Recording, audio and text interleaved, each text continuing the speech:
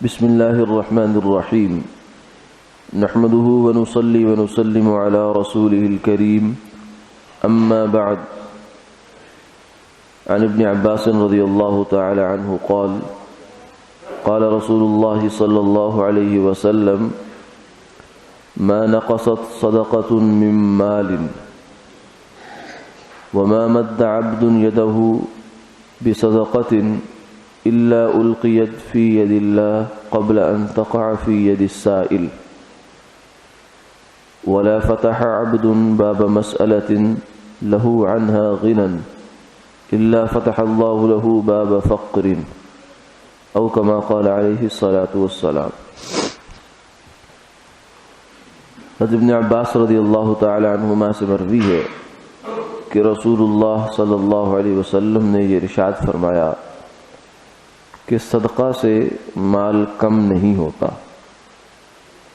اور جب بھی انسان صدقہ دینے کے لیے اپنا ہاتھ بڑھاتا ہے تو سائل کے ہاتھ میں وہ صدقہ بعد میں جاتا ہے، اس سے پہلے وہ اللہ کے ہاتھ میں جاتا ہے۔ اور کوئی بندہ بھی اپنے اوپر سوال کا دروازہ نہیں کھولتا جس چیز کی اسے حاجت نہیں ہے، استغنا ہو سکتا ہے، مگر اس پر اللہ فقر کا دروازہ کھول دیتے ہیں۔ اس حدیث مبارکہ میں کچھ چیزیں ایسی بیان ہوئی ہیں کہ جو ہمارے عام تاثر سے اور ہمارے عام مشاہدے سے مختلف ہیں، اور وہ گویا کہ اللہ کا ایک نظام ہے جو ہمیں نظر میں آئے یا نہ آئے لیکن وہ اپنی جگہ حقیقت ہے۔ پہلی بات یہ فرمائی کہ صدقے سے مال کم نہیں ہوتا، حالانکہ ہمارا مشاہدہ یہ ہے کہ اگر 100 روپے میں سے 10 روپے آپ صدقہ کر دیں تو وہ کم ہو گئے، لیکن اللہ فرماتے ہیں اور ان کے محبوب صلی اللہ علیہ وسلم فرما رہے ہیں کہ صدقہ کرنے سے مال کم نہیں ہوا۔ تو ظاہر سی بات ہے کہ یہ حقیقت حال تو کچھ ایسی ہی ہے، ہماری نظر کا دھوکہ ہے۔ یعنی ہو سکتا ہے کہ وہ جو 90 روپے باقی بچ گئے ہیں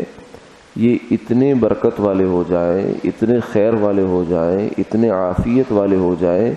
کہ 100 کیا کئی 100 بھی ان کا مقابلہ نہ کر سکیں، کیونکہ پیسہ جو ہے بذات خود آپ کے کام نہیں آتا جب تک اللہ کی جانب سے اس کے اندر عافیت نہ ہو، ورنہ پیسہ مال یہ انسان کے لیے آزمائش بن جایا کرتا، فتنہ بن جایا کرتا۔ تو دوسری چیز جو فرمائی وہ یہ ہے کہ جب تم صدقہ دیتے ہو کسی سائل کو تو یہ نہ سمجھو کہ ہم سائل کے اوپر احسان کر رہے ہیں، نہیں، بلکہ سائل تمہارے اوپر احسان کر رہا ہے۔ کیوں؟ اس لیے کہ صدقہ تو اللہ کو دے رہے ہو تم،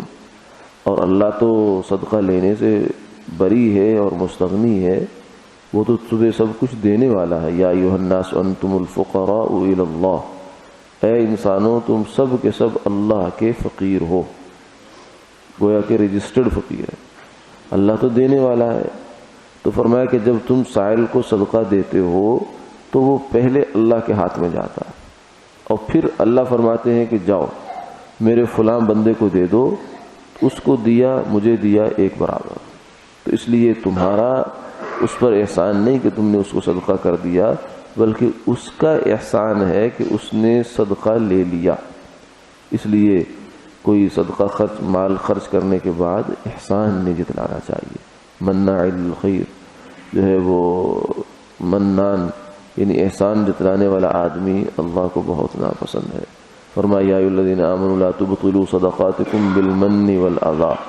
اپنے دیے ہوئے مال، اپنے کیے ہوئے صدقات کو احسان جتلا کر اور سائل کو تکلیف دے کر باطل نہ کیا کرو، بیکار نہ کیا کرو، ختم نہ کیا کرو۔ اور تیسری چیز جو اس حدیث مبارکہ میں بیان ہوئی یہ ہے کہ جب بندہ مانگنے کو پیشہ بنا لیتا ہے یا ایسی چیز میں بھی مانگنے کے لیے چل پڑتا ہے جس پر اس کا گزارا ہو سکتا ہے، کہ وہ سوال کرنا اس وقت تک جائز نہیں ہے لوگوں سے، اللہ سے تو ہر وقت سوال کرنا ہے، دعا مانگنی ہے، لوگوں سے سوال کرنا اس وقت تک جائز نہیں جب تک انسان پر فاقے کی نوبت نہ آ جائے۔ یعنی جو چیز ہے اس کے پاس ہے ہی نہیں سرے سے، تو چلو اب لوگ سے مانگ لے، اور اتنا مانگے جس سے اس کی گزر اوقات چل جائے۔ لیکن اگر انسان بغیر ضرورت کے دوسروں سے مانگتا ہے یا مانگنے کو پیشہ بنا لیتا ہے، تو فرمایا کہ یہ تمہیں تو یہ نظر آ رہا ہے کہ شاید یہ ہر روز بغیر کمائے اتنے پیسے لے کے جا رہا ہے، نہیں، بلکہ اصل میں ہو یہ رہا ہے کہ اللہ نے اس پر فقر کا ایک دروازہ کھول دیا، یعنی اب اس کے پیٹ میں ایسا سوراخ ہو گیا کہ یہ کبھی بھرنے والا نہیں ہے، ہر روز یہ اس کو بھرے گا اور دوسرے دن یہ خالی ہو جائے گا۔ تو اس لیے بغیر ضرورت کے مانگنا یہ اچھی بات نہیں ہے۔ شریعت مطہرہ نے اس کی بہت